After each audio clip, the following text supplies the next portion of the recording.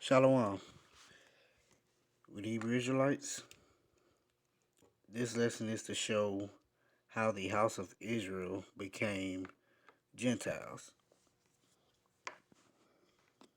We're going to start first here in Jeremiah, the third chapter. And it says, "They say if a man put away his wife, and she go from him, and become another man's wife, shall he return unto her again? Shall not the land be greatly polluted? But thou hast played the harlot with many lovers, yet return again unto me, saith the Lord." Right, because that's what Israel did. Every time they went out, worshipped other gods, they and then things ain't go the way that they wanted to go, they come on back to the Most High. And it says, "Lift up thine eyes unto the high places, and see where thou hast not lain with. In the ways hast thou sat for them, as the Arabian in the wilderness, and thou hast polluted the land with thy whoredoms and with thy wickedness. Therefore the showers have been withholden, and there hath been no latter rain. And thou hadst a whore's forehead, thou refusest to be ashamed." Meaning that by him withholding the showers, meaning that he wasn't gonna bless us, he's gonna curse us. And he warned us of what would happen, and we continue to do it. That's how we refuse him. "Wilt thou not from this time cry unto me, my Father? Thou art the God of my youth. Will he reserve his anger forever? Will he keep it to the end? Behold, thou hast spoken and done evil things, as thou couldest. And the Lord also said unto me, In the days of Josiah the king, hast thou seen that which backsliding Israel have done?" This is talking about the house of Israel. "She is gone up upon every high mountain and under every green tree, and there hath played the harlot. And I said, After she had done all these things, turn thou unto me. But she returned not, and her treacherous sister Judah saw it." That's talking about the house of Judah, the southern kingdom. "And I saw when for all the causes whereby backsliding Israel committed adultery, I had put her away and given her a bill of divorcement." When he says I had put her away, that basically means that the house of Israel was no longer considered the Most High's people. They were no longer his people. "Yet her treacherous sister Judah feared not, but went and played the harlot also. And it came to pass through the lightness of her whoredom that she defiled the land and committed adultery with stones and with stocks. And yet for all this her treacherous sister Judah hath not turned unto me with her whole heart, but feignedly, saith the Lord. The Lord said unto me, The backsliding Israel hath justified herself more than treacherous Judah." The reason why Israel justified herself more is because Israel played the harlot, they worshipped other gods, and he put them away.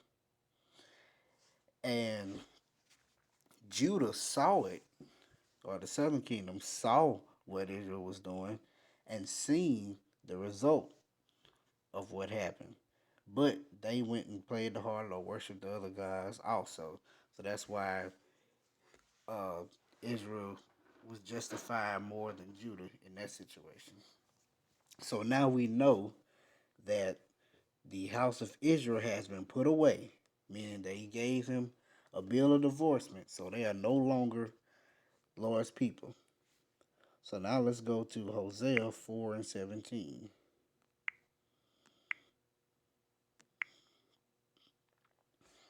This is what he told this people. "Ephraim is joined unto idols. Let him alone." But the Lord told us not to deal with Ephraim anymore because of what they were doing, because they would not turn to him. Then we're going to go to Hosea chapter 1, verse. I'm going to start at verse 4. This is a prophecy. And the Lord said unto him, call his name Jezreel, for yet a little while I will avenge the blood of Jezreel upon the house of Jehu, and will cause to cease the kingdom of the house of Israel.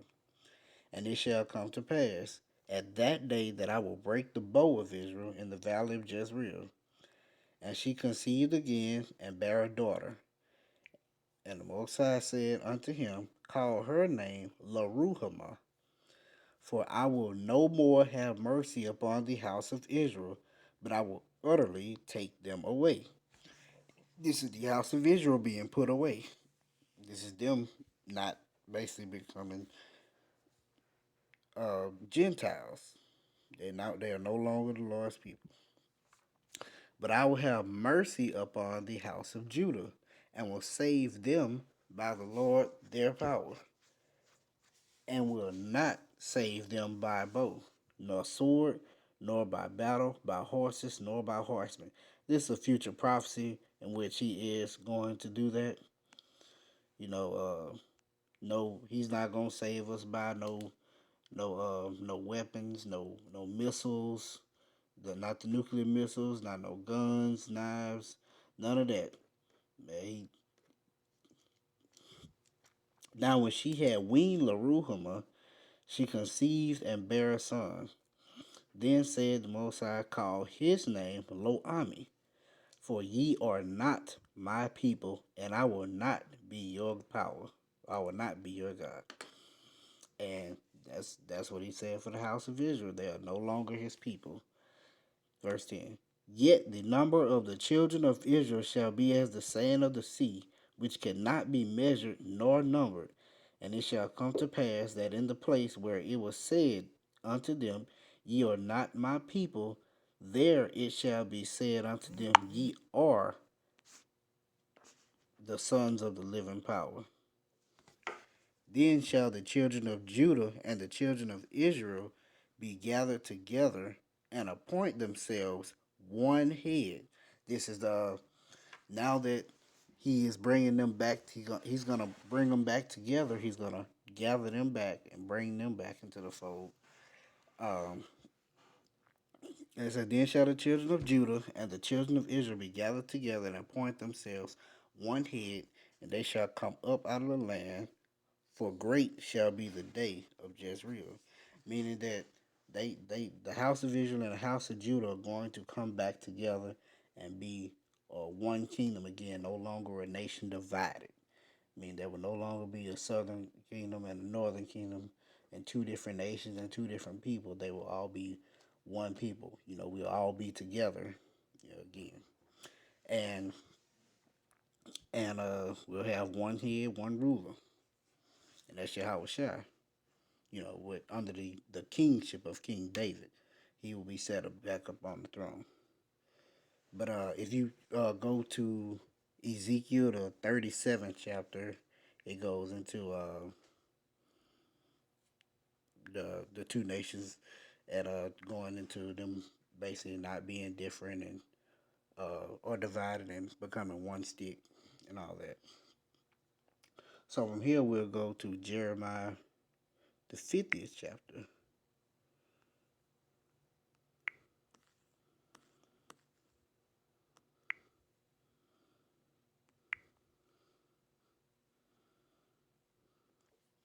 We're gonna see who are the lost sheep. And it says, my people have been lost sheep. Their shepherds have caused them to go astray.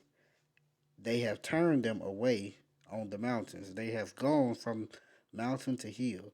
They have forgotten their resting place. Who are his people? My people. My people are the house of Israel.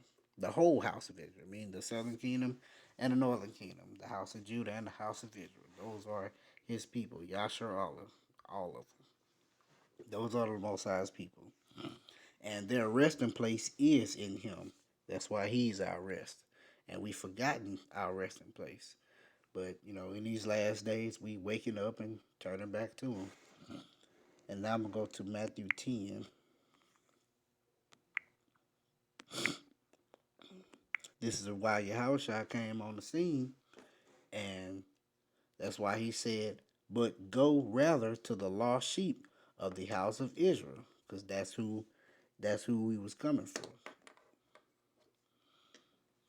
His word needed to go to the lost sheep of the house of Israel because the house of Israel had been lost, and because they had been put away and they needed to be brought back. If we go to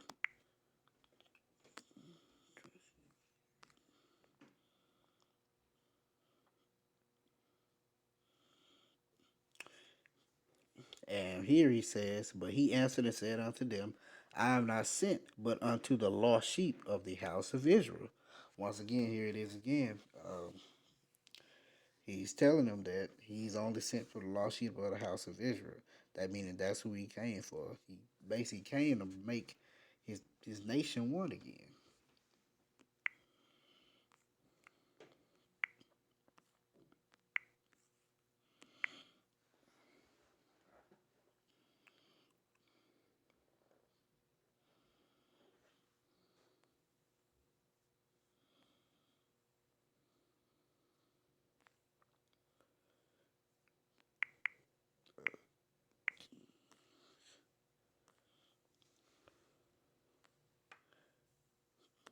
In I'm at John 10. I'm start at verse 11. And check this out. Listen what it says. "I am the good shepherd. The good shepherd giveth his life for the sheep." This is Yahushua talking. "But he that is an hireling and not the shepherd, whose own the sheep are not, seeth the wolf coming and leaveth the sheep and fleeth." That's what our shepherds actually have done. "And the wolf catcheth them and scattereth the sheep." That's how we got scattered. Because the other nations came, the ones we appointed over us, they basically led us astray, meaning that they left us. And then these other nations came and enslaved us and took us and scattered us all over the earth. Which is why this word, this truth, got to be pushed out to the world, to four corners of the earth. "The hireling fleeth because he is an hireling and careth not for the sheep. I am the good shepherd and know my sheep and am known of mine." Meaning that his sheep, meaning that his people, when Yahushua speaks, when his truth comes out, they gonna know and they gonna wanna listen. They gonna wanna hear. That's how his sheep is known of him. "As the Father knoweth me, even so know I the Father, and I lay down my life for the sheep." And check this one out. "And other sheep I have which are not of this fold." This talking about the house of Israel, the sheep that had been put away. When they were put away, they were no longer a part of the fold. "Them also I must bring, and they shall hear my voice, and there shall be one fold and one shepherd." Basically, man, he's this how because they were Gentiles, so we had to go and his word, his truth got to be pushed out to them. They got to be brought back into the fold too, because like I said in Hosea, uh, where they said where he said that you will not be my people anymore. He said now you gonna be my people. I hope y'all got some edification out of this, and to that I say, Shalom.